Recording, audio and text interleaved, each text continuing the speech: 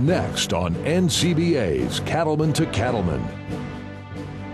Tips from the experts on how cattlemen can manage risk in 2010. Plus, we go behind the scenes at the 2010 NCBA Professional Bull Riders Invitational. And now, NCBA's Cattleman to Cattleman with host Kevin Oxner. Hello and welcome to this week's edition of NCBA's Cattleman to Cattleman. I'm Kevin Oxner. Thanks for joining us. Topping this week's cattle industry news, developments in the fight against animal activists. The nonprofit Center for Consumer Freedom is reporting that a lawsuit is now pending against the Humane Society of the United States. The lawsuit was filed by Feld Entertainment, the company that owns the Ringling Brothers Circus. Allegations named in the lawsuit against HSUS include bribery, fraud, obstruction of justice, and money laundering. The lawsuit stems from a recent ruling where a federal court judge found that HSUS, two of its corporate attorneys, and others named in the suit paid for now impeached testimony against Feld Entertainment. The issue's management team at the National Cattlemen's Beef Association is following the case. For more information on the Center for Consumer Freedom report, visit our website at cattlemantocattleman.org. The beef industry and really animal agriculture are often facing attacks against our livelihood. And as these attacks become more frequent, it's important for cattlemen to stand up for what we know is right. Joining me in the studio today is Dr. Tom Field, Executive Director of Producer Education for NCBA. Thanks for coming back to the show. My pleasure. I wanted to ask you just a couple of comments, Tom. It seems like our industry, and beef producers in particular, are under incredible amounts of attack right now. Feels a little bit like we're the kid being picked on the bus these days, and there's no doubt that the attacks come from a variety of angles. Really, I think from a very small minority of our fellow countrymen, but the attacks are real, and unfortunately they've captured some traction and grounding in Washington, D.C., and we've got to talk back if we're going to defend our industry and advocate for our future. Well, how should producers respond to this, do you think? Well, first and foremost is education is so critical today that we inform ourselves on the activities of our government, that we explain to our employees and ourselves the strategies that we need to have in place as a business, and that we really do a good job of educating ourselves about the issues themselves. So once we have that education in play, then it's really important, in my opinion, to get very engaged in the conversation. It's easy to sit on the sidelines, but now's the time to be in the game. I know NCBA has some tools and actually helps producers. Would you mind sharing some of the things that NCBA does to equip producers to be those advocates? Well, the real power of NCBA has always been the grassroots organization that we have with our local affiliates, our state affiliates, breed affiliates, etc. And we try to provide to that whole network of folks the kind of tools that help people engage in this conversation. The Master of Beef Advocacy, the MBA program is clearly the most critical step, I think, for most of our producers. And they can go to www.mba.org and capture that kind of information and get that training. But secondly, then, is to get very involved in the local affiliate and the state affiliate. This is a time where I know everyone feels like they've got to spend their time at home, their businesses are under pressure, but we really need to get our best and brightest engaged in leadership at the local, state, and national level. Yeah. Would you give any particular steps? So somebody's at home, they're fired up about this. Give us just real quickly 1, 2, 3 steps of what should somebody do if they've said, I've had enough, I want to become a strong and capable advocate for our industry. Give us step 1, 2, 3. Be informed, understand the talking points. 2, contact your elected officials and communicate with them frequently, especially with their staff. And 3, communicate when your state and national organizations ask you for an action alert, respond. Take the time to get engaged. Those are great comments. And Tom, just one last question. You know, I look at what's going on and I become a little concerned, not just for the beef industry, but frankly for all of production agriculture.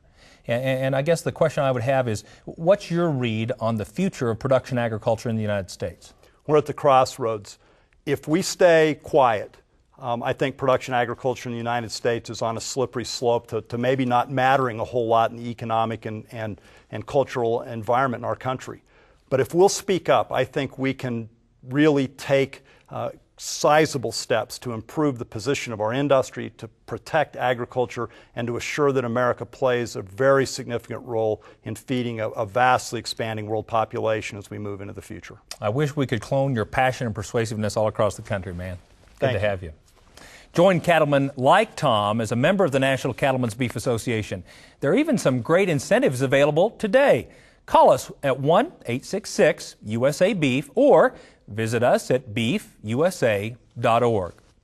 There are some indications that 2010 is shaping up to be a better year in terms of cattle supplies and prices. But cattle prices are only one of the factors that pose a risk to your bottom line as a producer. At the recent Cattlemen's College, one of the intensive education sessions focused on risk management strategies for your cattle business. We learned more from Cattleman to Cattleman reporter Brad Bulla. We had the opportunity this morning at the Pfizer Cattleman College sessions to talk to producers about managing risk in these various segments of the industry, whether they're cow-calf operators, stockers, backgrounders, or finishing feed yards. So those were the things that we discussed in there, try to give them some ideas to stimulate their thinking on what they can do to do a better job of managing risk in this business.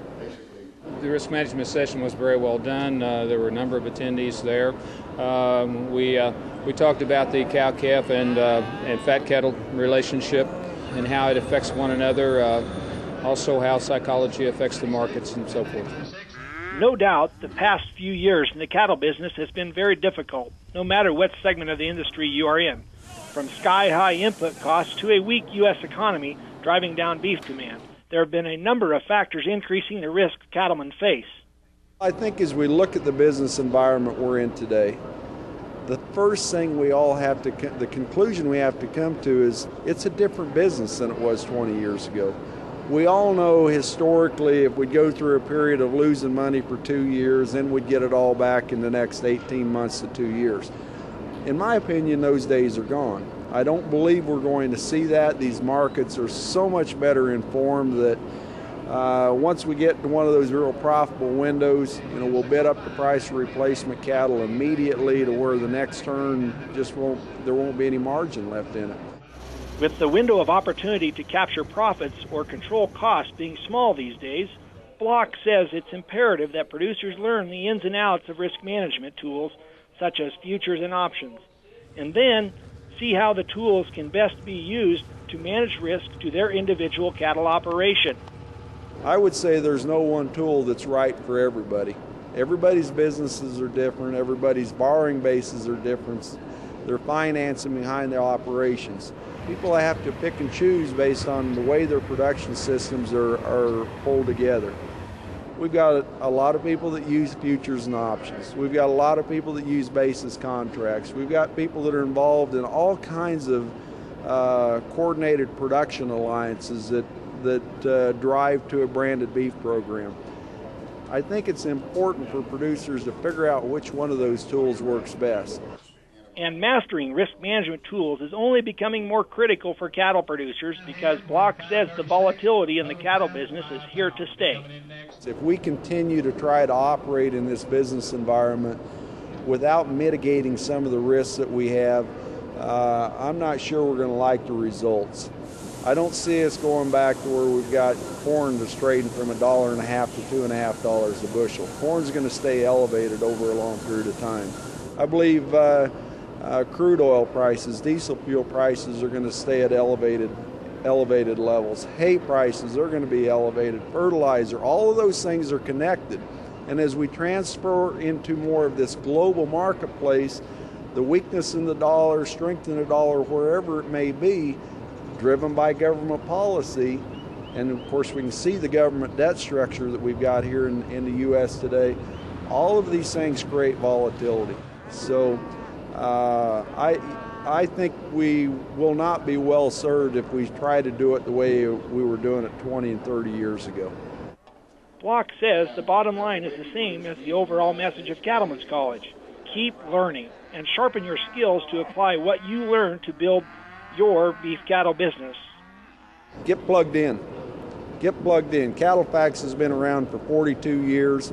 we can help producers. We deal with producers all over the industry, all over the United States on a daily basis in every segment of this business. From the Cattle Industry Convention in San Antonio, I'm Marvin Kokash reporting for Cattleman to Cattleman. Randy Block and CattleFax were a part of NCBA's 17th annual Cattlemen's College that offered 15 different educational sessions to cattlemen. To learn more about Cattlemen's College and how you can attend in 2011, visit our website at cattlemantocattleman.org. Ahead on NCBA's Cattleman to Cattleman. It goes pretty fast, and I try not to think about anything. Maybe I have my eyes closed. I'm not real sure. I just nod my head and hold on. We join forces with the Professional Bull Riders Association for the NCBA Invitational. And we take you to Denver's National Western Stock Show. We'll be right back. Profit, confidence, value. That's what you get with Tri-Merit, a USDA process-verified program brought to your operation by Global Animal Management Incorporated. Tri-Merit's data management system certifies traditional health processes as well as verifies age and source of individual and groups of animals. To learn more about how Tri-Merit can play a positive role in your operation, visit mygamonline.com. Are you hunting for membership value? Join the National Cattlemen's Beef Association to enjoy an exclusive member benefit. 15% off Cabela's gift cards from NCBA for your cattle business. You can use the cards to purchase all of your favorite Cabela's merchandise. Join NCBA today to take part in this outstanding savings program in addition to all of the benefits of being an NCBA member. Visit beefusa.org. Join the National Cattlemen's Beef Association. The country's oldest cattle industry organization needs your support as we work each day representing your best interests in Washington, D.C. NCBA is the voice of the people, if you will. I mean, I think it's extremely important they're out there protecting our interests while we're back home trying to make a living. You know, we see environmental concerns, we see animal rights concerns that we need to address, on a daily basis. I see NCBA as really our one united voice as far as those issues go. There are big benefits to being a member, including the monthly magazine, The National Cattleman, as well as discounts on products and services from John Deere, Caterpillar, and Cabela's. There's many reasons why somebody should become a member of NCBA. It's easy to join NCBA. Just visit beefusa.org or call us at 1-866-USA-BEEF to sign up today.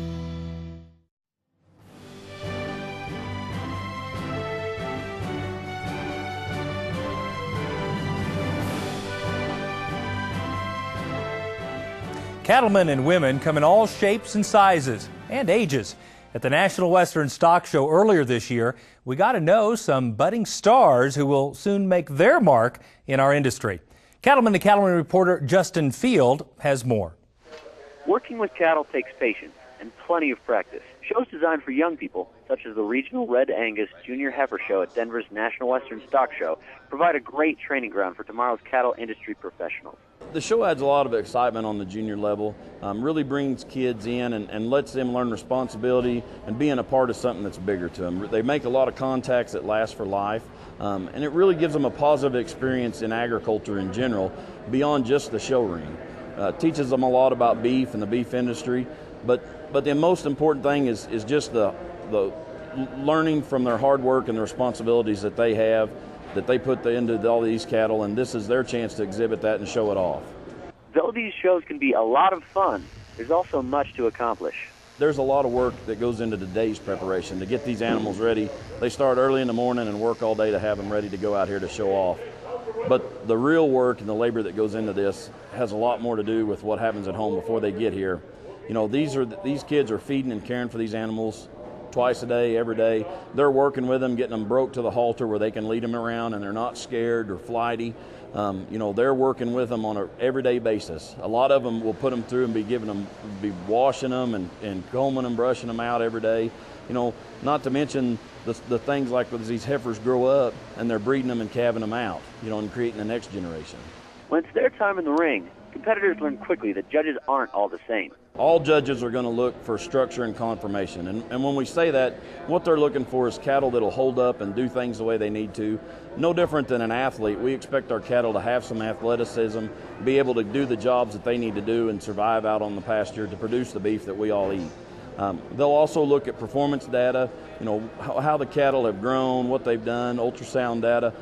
The most important things that they'll look at will be structural conformation, how they walk, how they travel, overall eye appeal, and their EPDs, their genetic potential. That really is what they pass on to the next generation. Showmanship is a huge part of the competition, and the interaction between showman and animal means a lot to the judges.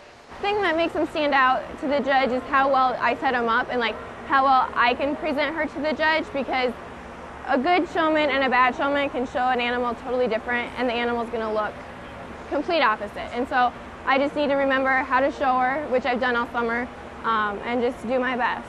About 60 young people participated in this year's Junior Red Angus show at National Western. These competitors knew that not everyone could end up in first place. I placed third in class, and the judges said that she wasn't quite the heifer she was looking for, but he really liked her, and she just needed to walk a little better, which I totally agree with her because she was being very lazy. Young people interested in cattle would benefit from participating in junior cattle shows. It's a lot of hard work, but it's definitely worth it. Whatever you put into something, you're going to get that much out of it. And so, it's a great learning experience, and you can learn so much leadership and communication skills and just grow as a person as well. Reporting from the National Western Stock Show in Denver, I'm Justin Fields for NCBA's Cattleman to Cattleman. Now, if you'd like to learn more about getting involved in junior cattle shows in your area, contact your local or state cattlemen's or breed association, or just go to our website at cattlemantocattleman.org. Up next, we'll spend a day in the life of a northeastern Colorado ranch family. We'll be right back. Draxxin, clearly cattlemen's #1 choice to fight BRD. Here's why. Nothing's more depressing in a stalker business as to doctor and doctor. And you still have your chronics, you still have your death loss. And with Draxxin, we just found out that, especially with microplasts, you just had to be there to see the results. And the evidence backs up what most cattlemen already know. Draxxin cuts chronics and mortalities by 70%. So talk to your veterinarian and check the online calculator at Draxxin.com. You'll see, nothing gives you more for your money when you're fighting BRD. Just a great antibiotic. Very, very effective. Don't let the price tag scare you. It's a no-brainer. You just use it. Do not use in female dairy cattle 20 months of age or older. Do not use in calves to be processed for veal. Draxxin has a pre-slaughter withdrawal time of 18 days. Please visit Draxxin.com or call 1-888-DRAXXIN for more information. Quality matters to me because I'm responsible for the care and preserving the health of cattle every day. Healthy cattle are the key to safe and wholesome beef. As a vet, I work hard to look out for the well-being of the cattle, no matter the time of day, no matter the weather. I'm here for the animals, and my work matters when it comes to the safety of the beef Americans eat. I'm proud of what we'll do here today.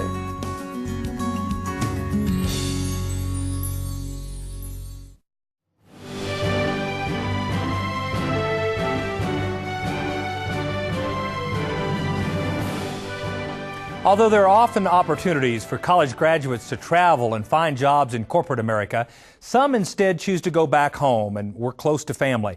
Cattleman to Cattleman reporter Brian Baxter has more on one Colorado couple that decided to return to their roots. Matt and Wendy Lewis have no trouble staying busy. In addition to operating their own business, Lewis Limousine Farms in Iliff, Colorado, they also help to run Almond Angus, which is owned by Wendy's family. Matt and I run a purebred limousine and Angus operation here. We have diversified crops where we raise alfalfa hay and grass hay as well as corn.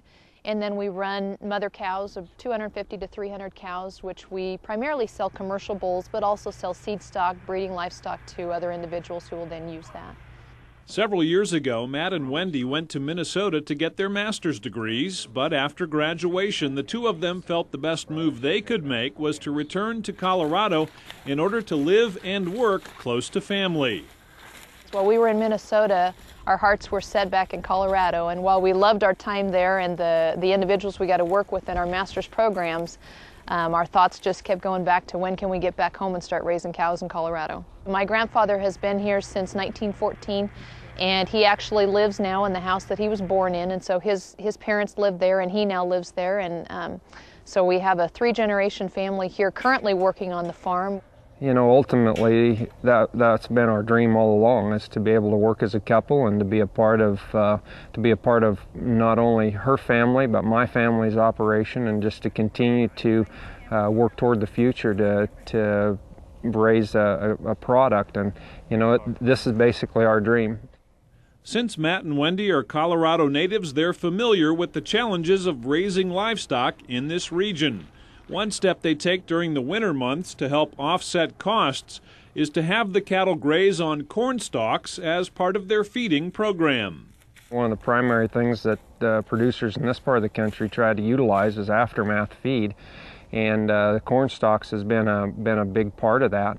One of the things that's been a challenge this year is just the fact that the cattle, the corn harvest was so late, trying to get cattle out on stalks early.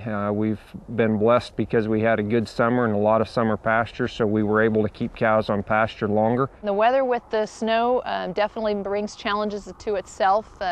Obviously, with corn harvest being as late as it was for us this year, it really threw some struggles out there. People weren't ready to buy cow-calf pairs at the same time they normally have been in the past. And then also when we're ready to get stuff out to corn stalks, we didn't have corn stalks at that time ready. So it has been a little different challenge for us this year. A challenging but rewarding experience as Matt and Wendy get to raise their family on the same land where they grew up. I cannot think of a better place to raise a family. There's a lot of other opportunities out there, but in order to just really be able to raise a family and be in a great community and to be able to do that, that's one of the major goals that we have. Matt and I have 4 girls. We have a 15, 12, 8, and 2-year-old daughters who we just thoroughly have a blast with, and we're thrilled that they can be involved with us in our farming operation as well as all the things that we enjoy the most with our livestock. They show cattle and just have a ball with that, and so it's really a lot of fun to have us all involved in the same goal and the same setting. It's our goal that they really are rooted solid in the country and in the land, and know that the food that's produced here is the food that they've been a part of, and they've grown up around people that have produced that for other people, and hopefully, whether they stay in agriculture or not, they'll be a good voice for what agriculture is about. And perhaps one day when they're older, Matt and Wendy's girls will feel that pull to return to the land where they grew up. In Northeast Colorado, I'm Brian Baxter for NCBA's Cattleman to Cattleman.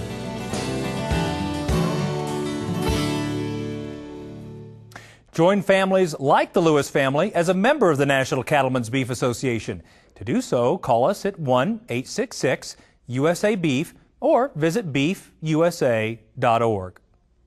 Each year, the National Golden Spur Award recognizes the lifetime achievements of the nation's top rancher.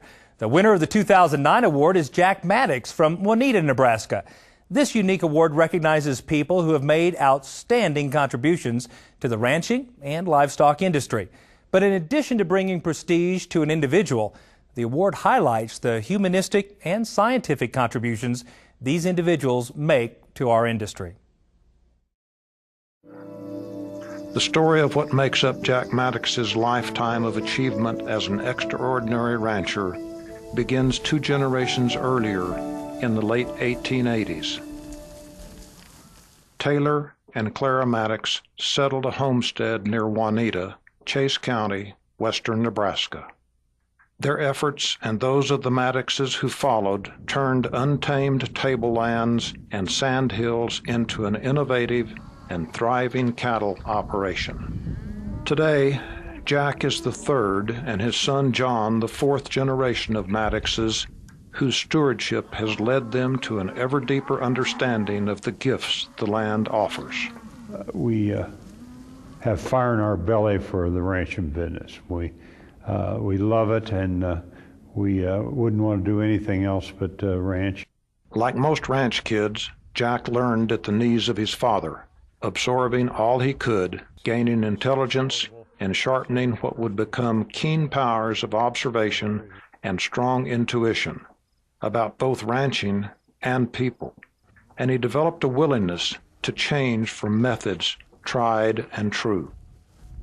Jack's one of those individuals who is very strong and dedicated and has led an excellent example throughout his whole life and has unselfishly worked for the betterment of the cattle industry. You know, Jack has been through all the different cycles in the industry. He's a true rancher. He's really in the business. He makes his living from the business. He understands the issues of the industry and can identify with the people. But Jack is always out there, you know, ready to motivate you and visit with us to, you know, to give us his ideas, what he would like to see, and always is listening to our ideas. That's the neatest part of the whole deal, is he's got an open mind. 4 years in the School of Agriculture at Colorado State University gave Jack a bigger view of the world. Classmate and friend Bob Jostrin recalls Jack's leadership even then. One of my best friends in college at Colorado A&M was Jack Maddox. We served together on the judging team. He showed great leadership at that point in time, and also showed a great deal of leadership socially within his fraternity. A busy life at CSU and a stint as an Air Force pilot and instructor didn't keep Jack from pursuing his other passion, his wife, Carol. And I had said, deliver me from Chase County. I like the bright lights and I want to move away from here. And then Jack comes into the picture during my senior year in school, and I moved all of 18 miles, and I've only lived in one county my whole life. When you talk about Jack's love of the ranch, I've always said that I didn't worry a whole lot about Jack having an affair, because I knew that his first love was that ranch, and he wasn't about to give me half. Together, Jack and Carol continued the Maddox Cattle Company success. Today, the company includes a 3,000 head feed yard and a 2,500 head cow-calf operation on 40,000 acres of deeded and leased land. The Maddox breeding program uses a composite of Red Angus, Tarentaise, and South Devon breeds and features their long-standing practice of early weaning. They early wean their calves in the past where, you know, the industry standard is to leave a calf on a cow for 205 days. They've left a calf on a cow for 30 to 60 days, you know, I mean, just out of the mainstream box by a mile. You know, I just think they are real innovators and very successful in what they do. Jack's dedication to public service is well known. Among many positions he has held, Jack served as chairman of the board of the University of Nebraska Foundation. His contributions to Nebraska agriculture are evident in the accolades and recognition he's received from his peers. From water to land to air to people resources, Jack's leadership in committees and other enterprises has been for the betterment of Nebraska agriculture. Jack's service has a national scope as well. Jack was an early leader of CattleFax, served the American National Cattlemen's Association and its successors, the National Cattlemen's Association and the National Cattlemen's Beef Association. Jack applied his knowledge, talent, and energy to improve management and financial planning for the industry. He served as the first treasurer of NCBA and as a trustee of the National Cattlemen's Foundation. Jack has also been honored as the first ever National Cattlemen's Association Cattle Businessman of the Year in 1984, Cattleman of the Year in 2002 by the Nebraska Cattlemen's Association, and Livestock Leader of the Year by Colorado State University in 2004.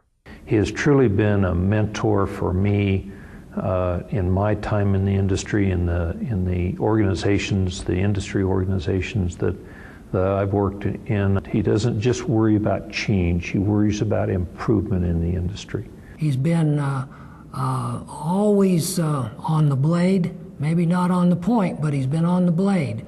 And when it's time to change, he knows when to change. And I think he's been extremely successful, and to me that proves he's an outstanding cattleman and one of the most outstanding cattlemen in the United States. The National Golden Spur Award is sponsored by some of the industry's leading organizations, including the National Cattlemen's Foundation, the Ranching Heritage Association, and the Texas and Southwestern Cattle Raisers Association. We'll be right back.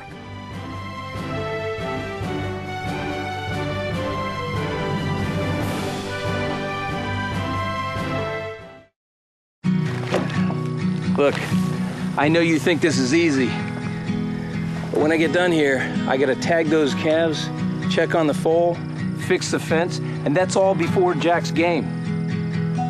We're not gonna miss this one. It's the last game of the season. Easy? This is living. We understand animals make life better. That's why we put so much care into Purina Mills feeds. I'd like a moment with you dairymen, and if you're watching this, I'll assume you're done milking, to talk about the Dairy Beef Quality Assurance Program. DBQA has been designed to reduce lameness, bruises, and impolite behavior in the dairy cows and calves and steers that you're going to market for beef. The point is to guarantee as best we can to your buyers and to the consumer that we know what we're doing, that we're treating our animals right, and that the meat they buy is safe and wholesome.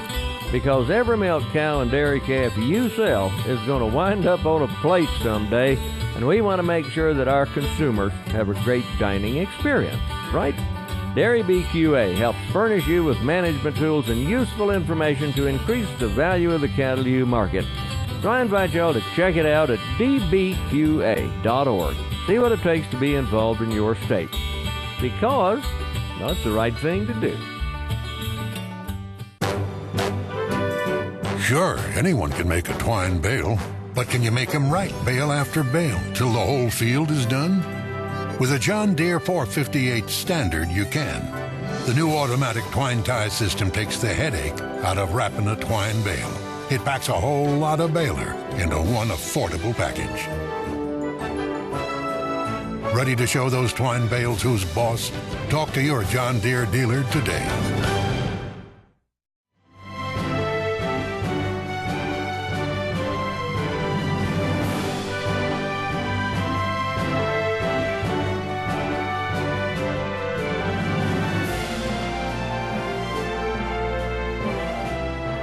Welcome back.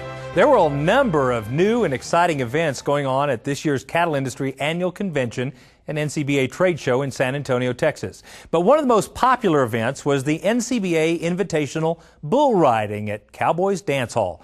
Reporter Brian Baxter gets an up-close and personal look at the competition and shows us how the Cowboys themselves were auctioned off as part of this first ever NCBA event.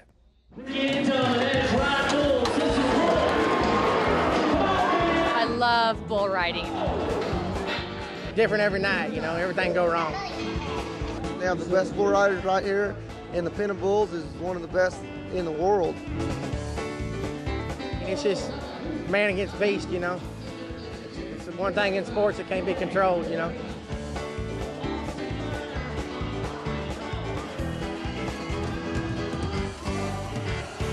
The NCBA Invitational Bull Riding event brought together 40 of the best bull riders in the world to compete in the roughest and toughest sport on dirt.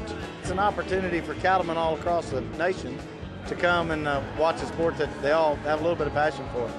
The bull riders brought their go big or go home attitude to the sold-out arena. If I thought I was going to lose, I'd have stayed at home. There would have been no point in coming. Some riders have a pretty simple strategy when it comes to holding on for those 8 critical seconds. It goes pretty fast, and I try not to think about anything. Maybe I have my eyes closed. I'm not real sure. I just nod my head and hold on. If the event itself isn't enough to get your adrenaline pumping, the Calcutta made it even more exciting for the fans as they had a chance to bid on and buy their favorite cowboy. My daughter is engaged to an Australian, and she's over there going to college in Australia. I favor the Australian cowboys, so that's why I was determined to get an Australian cowboy, and I got one. And when my boy's riding, I will be standing up cheering him on. We bought Travis Sellers and Elliot Jacoby. I figured we had a pretty good shot with him. He's hot. I'm rooting for Brian Richardson tonight. And the excitement was over the top when the final bids came around. I stood up and went, yes! They told me not to get on the table. They said, that's okay. You can be excited. Just stay on the floor. Don't get up on the table. With names like Clam Digger and Love Machine, the Bulls might have had a little something to do with all the excitement. Bulls are always favorites. The matchup pays a lot. I mean, whether it fits the guy. I got Jared Farley, and I love hot tamales. Hot tamales is my very favorite candy in the whole world, and he's riding hot tamale, so it's doomed. He's going to win. Unfortunately, Hot Tamale and many others bucked their riders off, but for one fan, a chance meeting and an autograph far outweighed losing the Calcutta Pot. And with so many cattlemen at the event, the bull riders felt a strong connection to the audience. All the cattlemen, I mean, they're cowboys at heart. I mean, they're the true cowboys. The cattle market's high and low, and I mean, when it's good, and when it's bad, it's bad. So, I mean, you just keep poking along, and eventually it'll all work out in the end. I would say that the income can be about the same. Sometimes you win, sometimes you lose. Those at the convention say it was a great way to cap off the week in San Antonio. That's awesome. There's so many people here. I think it was a great idea. It really caps off the weekend. I would recommend that they do it again because I think it's, well received by the members of the Cattle Association. And no one can disagree with the final message of the night. Eat beef.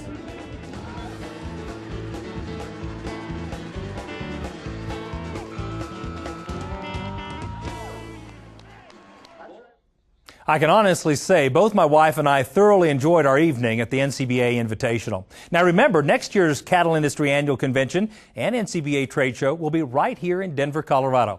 I hope you'll plan to join us there. We already have the details on our website at cattlemantocattleman.org. We'll be right back.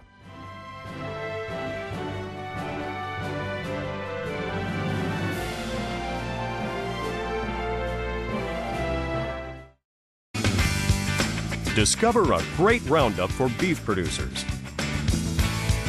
Now, Boehringer Ingelheim Vetmedica Incorporated has rounded up the top brands of animal health products. You bet your boots you won't find more ways to protect your cattle. So trust the leader to protect your cattle. Trust Boehringer Ingelheim. Talk to your Boehringer Ingelheim animal health representative and discover how we can help your operation.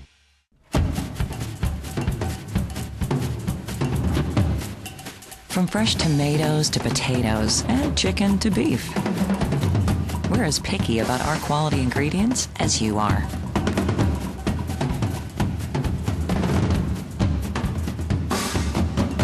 Because that's what we're made of.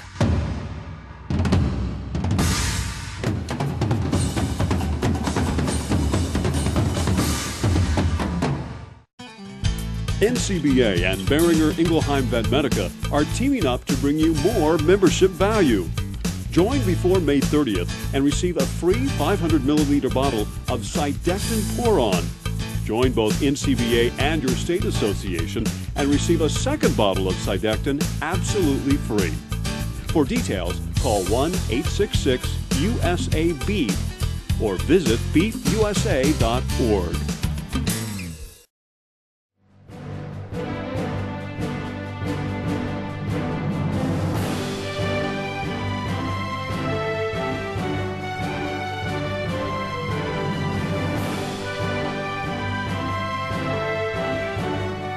Back. There were many new events at the 2010 Cattle Industry Annual Convention and NCBA Trade Show in San Antonio, Texas. But one event in particular had convention goers of all ages stacking flapjacks high on their plates. Sponsored by Agenity and Ivamec, the flapjack feed was the perfect way to get a busy day started off right. Cattleman to Cattleman reporter Charity Rush has an inside look at this sweet event.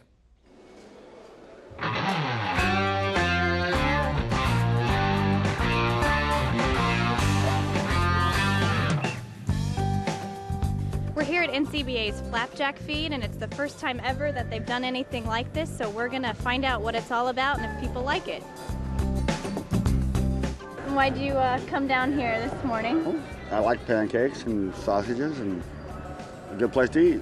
Well, this morning the trade show is offered and sponsored by Genity, the flapjack feed, and I wanted to make sure I got in because I'm a big fan of pancakes.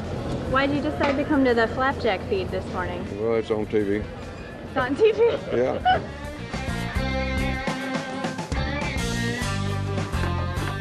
With breakfast sausage provided by McDonald's, Igenity sponsored NCBA's Big Flapjack Feed that got everyone's day started off right. Oh, they're good. I mean, yeah, what can you do to a pancake to hurt it? You know, they were excellent. You know. You decided to come get flapjacks this morning because I like pancakes. So what's the difference between a flapjack and a pancake? Never thought about it, I guess. I don't know. Just different names for different areas of the country, I guess. Yeah. What do you think that makes a really good flapjack? If it just cooked right, it's good. Yeah, my wife makes a good flapjack or pancakes. She likes pancakes. No doubt, with stacks and stacks of flapjacks, or pancakes if you prefer, no one went away hungry. I had the standard fare flapjack, but smothered in the strawberry syrup. Delicious. What do you like best about pancakes or flapjacks? I like that they're sweet. Well, it sounds like the flapjack feed here this morning was a pretty big hit, but there's still just one thing. I cannot figure out the difference between a flapjack and a pancake. For NCBA's Cattleman to Cattleman, I'm Charity Roosh.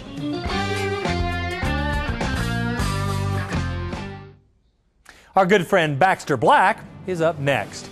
We'll be right back.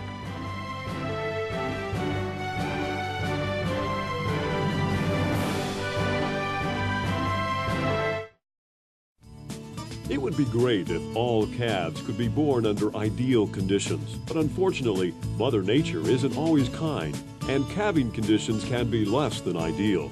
And sometimes Mama isn't able to provide the amount or quality colostrum needed to get the newborn calf up and running.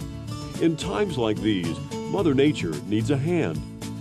Feed the baby calves Colostrix Plus as soon as possible after they're born. Colostrix Plus gives them the disease-fighting globulin proteins they need to stay healthy. Colostrix Plus now has 55 grams of globulin protein in every dose, more than any other colostrum supplement. When Mother Nature needs a helping hand, give her the best help you can. Put your trust in Colostrix Plus. To learn more about Colostrix Plus, contact your AgriLabs representative. Visit colostrix.com or call 800-542-8916. Beef Quality Assurance, BQA, is a program designed to ensure the consumer that your beef is safe and wholesome and of the highest quality, and it lets the buyers of your calves know that you know what you're doing. It's consumer friendly and can be a big part of giving them a great dining experience. So check it out at bqa.org and see what it takes to get involved in your state. Whether you got 15 cows or 1,500, it's the right thing to do. Trust. Out here, it's that rare combination of reliability, integrity, and the peace of mind that comes with having both. After 20 years of making hitches, the B&W Turnover Ball has become the most trusted gooseneck hitch in the country. Why is that important? Because trust is not only hard to earn, it's hard to find. The Turnover Ball Gooseneck Hitch by B&W. Trusted. The world has been blessed by an abundance of horse trainers, clinicians, whisperers, enthusiasts, and equiphiles, and I too have a few tips to pass along that I learned mostly the hard way. Number one, always be riding your horse. More riders get unseated due to not paying attention than to bronchi horses. A misstep, a badger hole, a jackrabbit, a piece of paper, a puff of wind, or a brain flatulation can cause your horse to berserk. He'll jump sideways, rear, skitter, and whirl, and now he's over there, and you're over there, but you're in midair. It's all about riding with your legs. This piece of advice can be applied to driving your car or taking a class. Keep your eye on the road, your hand on the wheel, and your mind on what you're doing. Another larger-than-life guideline is if your horse is doing what you want him to, give him his head. How many times have you seen new riders simultaneously pull back on the reins and kick them in the ribs? I tell them it's like stepping on the brakes and the gas at the same time. It doesn't work. Another suggestion is if you plan on getting throwed, ride on the balls of your feet. If you think you can ride it out, shove your feet all the way into the stirrups. Remember, most riders' injuries occur when they hit the ground. You stand a whole lot better chance of survival if you stay in the saddle. We're talking about confidence here, not bravado. And here's an idea. When your horse stumbles, lift up his head. A horse's head weighs as much as a bag of cement, and by lifting his head and leaning back, you move the center of his gravity to the aft, and like a boat, the nose will come up, and he can get his feet under him. Same for students and puppies. Sometimes you got to pull them back long enough to let them catch their balance. And if your horse starts walking off as you're trying to mount, stop him. There's a moment between your feet leaving the ground and your seat hitting the saddle that's akin to the football leaving the punter's toe to the receiver getting creamed. It's just a good idea to get behind the wheel of your tractor before you put it in gear. And finally, is it proper to stop and wait when your horse is pooping? Of course, they're not cows. This is Baxter Black from out there.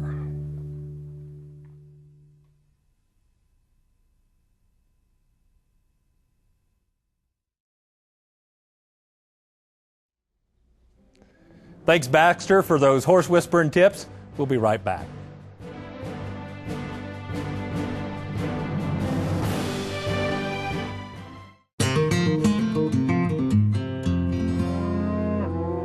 You know, I didn't think I could afford to vaccinate for Skylar's. Then my vet told me about Guardian vaccine. Guardian offers the most complete coverage of anti-Skylar's vaccine. And now Guardian can protect my calves against E. coli up to 6 months prior to calving. It pays to vaccinate with Guardian Scour's vaccine. Thanks to Guardian, I have healthier calves and healthier profits. Tough trailers built for tough country. Big Ben Trailers manufactures a different kind of trailer, one that's built to put up with the rough conditions found on the ranch.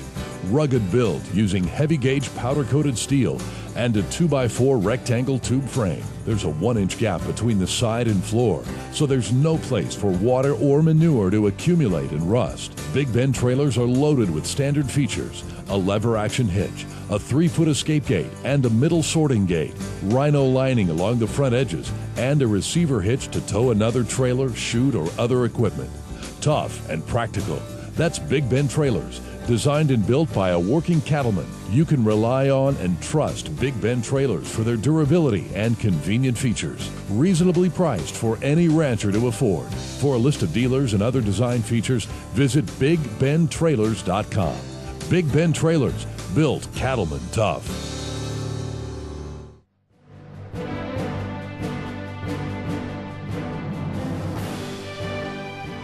Welcome back. It's amazing to see where we receive different farm and family photos from each week. Let's check out this week's legacy photos.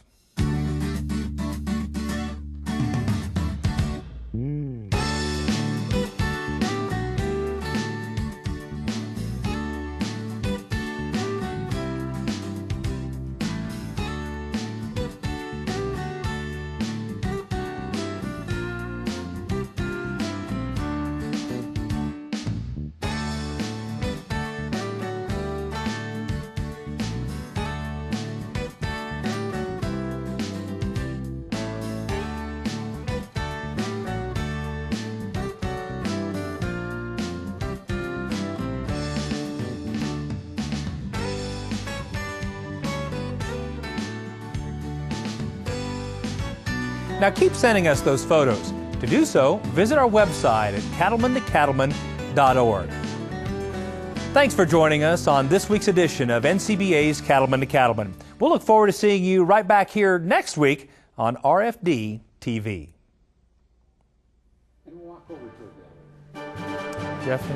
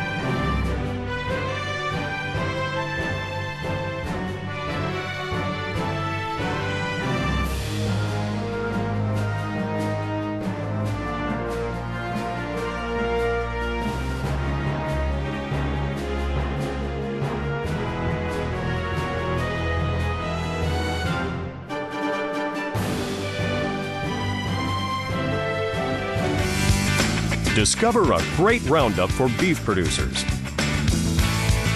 Now, Beringer Ingelheim Vetmedica Incorporated has rounded up the top brands of animal health products. You bet your boots you won't find more ways to protect your cattle. So trust the leader to protect your cattle. Trust Beringer Ingelheim. Talk to your Beringer Ingelheim animal health representative and discover how we can help your operation. You know, I didn't think I could afford to vaccinate for scours. Then my vet told me about Guardian vaccine. Guardian offers the most complete coverage of anti-scours vaccine. And now Guardian can protect my calves against E. coli up to 6 months prior to calving. It pays to vaccinate with Guardian Scours vaccine. Thanks to Guardian, I have healthier calves and healthier profits.